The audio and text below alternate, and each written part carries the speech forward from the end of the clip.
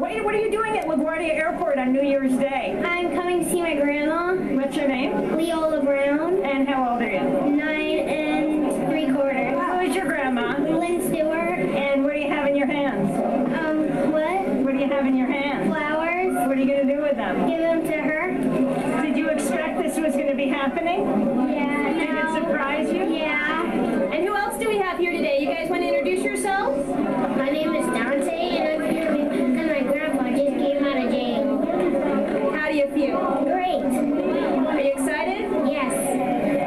Ellen Kirschbaum. I'm a friend. I started at the BAI program, and 4 years ago we started sending cards to Lynn because Lynn was part of our cohort. She was actually a board member. She was elected by the people, and so she was part of these committees that we were on. Mimi was there, Serene was there, and so we've been sending cards. Whenever we get together, we fill up the cards and send them to her, so she's always in the room with us. I see you've brought some of those cards today. No, I brought the last one. This is the final one in the ARC, and this is the "We welcome you home, we love you" card. Can you tell me your name and your feelings right now? I'm Zenobia Brown, and I am walking on clouds and air. We are so excited, one, for humanity, that the right thing has finally been done, and of course for our selfish selves, that we're going to have our dear, dear mother and grandmother and friend and comrade back, you know, from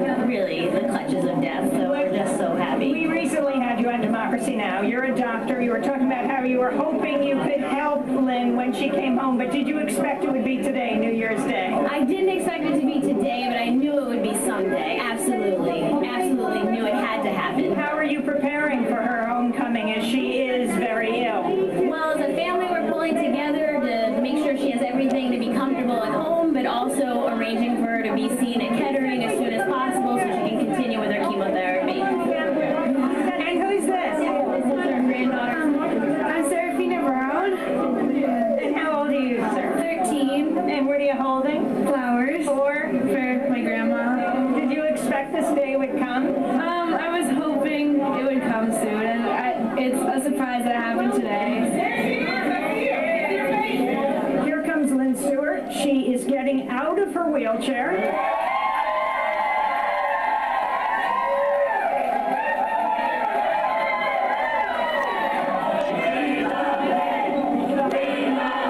Lynn, how do you feel?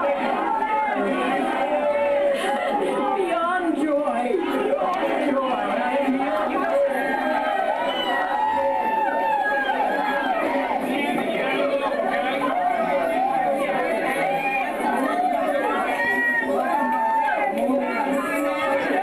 Lynn, did you think this day would come? Well, somehow or other, yes, but not as wonderful as it has come. And how Or suddenly, it's like bursting on me, you know? I mean, yesterday at this time, I was deep in the dungeons, and here I am in my beloved New York. It's just wonderful. I can't tell you. Oh, give me those flowers, hey. Ralph, how are you feeling today? Better than I felt in 4 years, I can tell you that. When did you get the news? While I was waiting at the This is a real... car rental, they said, don't go to the hotel, go to the prison. They're waiting for you. Get Lynn out.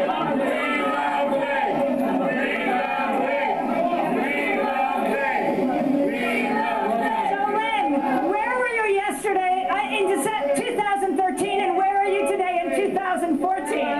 I was buried deep in the bowels of Carswell Federal Medical Center, and I use the term loosely. Careful. Got it? Okay. Yep, and When did you get the news? I got you. around right around this time, 11:30. Yep, and couldn't believe it. Thought they were going to stonewall forever. Couldn't believe it. How are you feeling? Euphoric, too big a word, but just full of joy and gratitude, and so happy to be home. And All right. my oldest grandchild, one of my younger ones.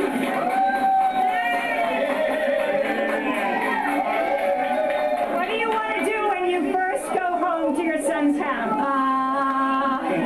Sit. I'm good, but I'm not great, you know. I can manage, but I get very, very tired. So. Were you surprised by the decision for compassionate release on New Year's Eve? Yes. In a word, Ralph never gave up hope. Ralph was fighting down to the final moments. But me, I was very discouraged. And I figured the strategy was to just keep me in there until I was closer and closer and closer, and then let me come home. And when that didn't happen, now I'm home. I'm still pretty much with it, I hope. And here I am with these wonderful children and grandchildren, and I look forward to beating the odds now. I look forward. You've done it so far. We're trying. Yes, we're trying. Can you tell us the moment that they told you? Can you share that with us? Well, I was called down for a phone call with my lawyers, and my Jill Scheller was calling me from France, and she had talked to the U.S. attorney, who said, well, the papers are on their way to the judge right now. And so then I had a moment that I said, well, the judge sometimes, the judge did what he said he'd do. He said that he would take the papers and he would look upon them favorably, and by 2 o'clock in the afternoon he had signed off on time served. And who told you? Who told me? Varieties of prison officials who kept kind of dragging. But the funny part was, they literally threw me out of the prison. By the time we got all the words, they said, I said, maybe I ought to stay another day, because I said, there's so much mixed up here, and I have to get all of these papers. And the warden looks at me and said, no, you're going today. We're going today. And so what did it feel like to leave the actual prison in the military base? And without shackles, and without a belly chain, and without cuffs on, it felt pretty good. And it was like, it was real. And what did your sisters, who you've been there with and suffered through and helped, what do they all think about it? What about that experience? They say, we know you won't forget us, and I don't forget them. That's the hardest part, to leave them behind in that parallel universe, and know that they're doing these very, very 20, 30-year sentences. It's just heartrending, but I won't forget them, and that's where I'm headed. I'm going to work for women's prisoners and for political prisoners. That's what I'm going to do. You got out of your wheelchair as you were coming through the gate to greet everyone. Why? My doctors said, I should use the wheelchair for any distance, because I get very, very tired. But I said I would walk out of jail one day. I was not going to be wheeled out. I was not going to be dragged out. I do have a walker over here. So, Zenobia, how are you feeling right now with your mom right next to you? Yes, amazing. So happy, my dear, dear mother.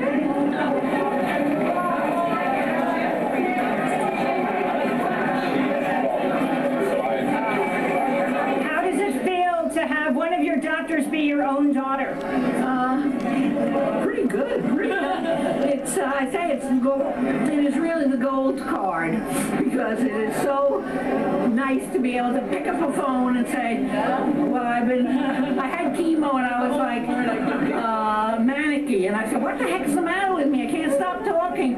She says, I think they put some steroid in that particular chemo you had. And so I had the answer. I didn't have to go home and think about what was I acting like. You're very well taken care of. Your son a lawyer and your daughter a doctor. And another daughter a lawyer.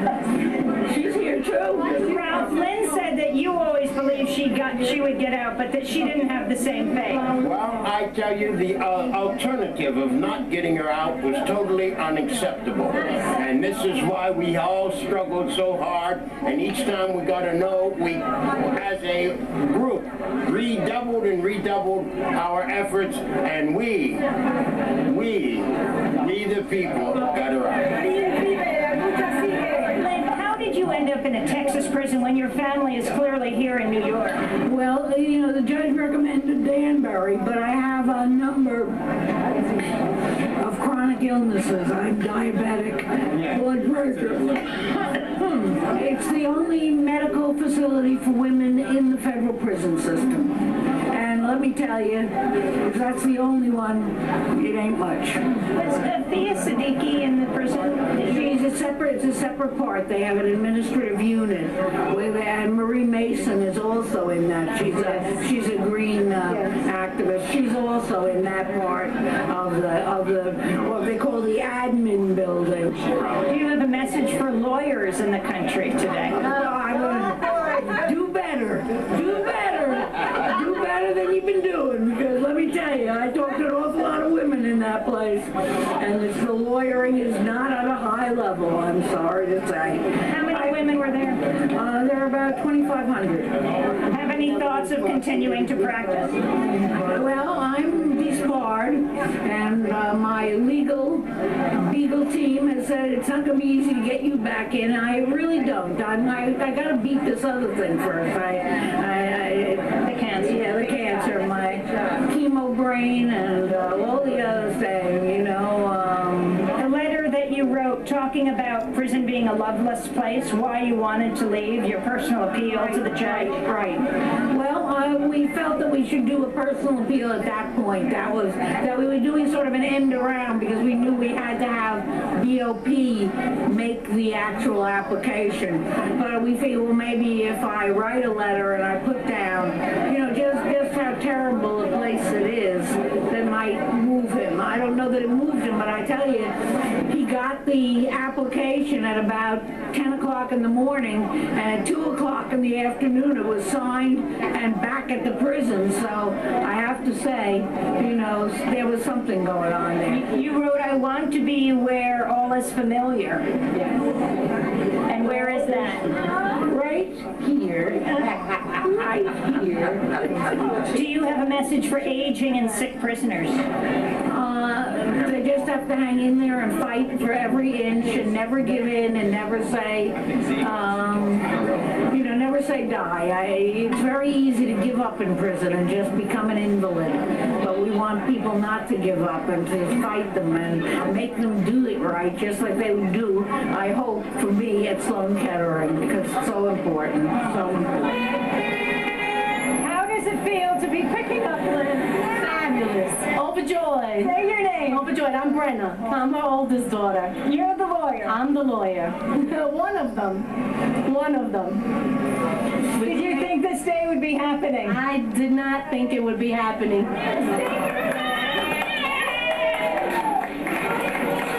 Hey, Ralph, you're wearing a Mumia Abu Jamal pin. Yes, I am. I wear it everywhere because we must always struggle for all of our political prisoners, not only Lynn, as Lynn has instructed us over and over and over again.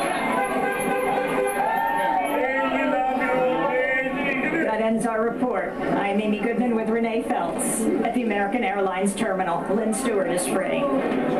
This is Democracy Now!, democracynow.org, the War and Peace Report. You were just listening to Ralph Pointer, Lynn Stewart's husband, and Lynn herself, as she arrived on New Year's Day, 2014, 4 years after she was imprisoned.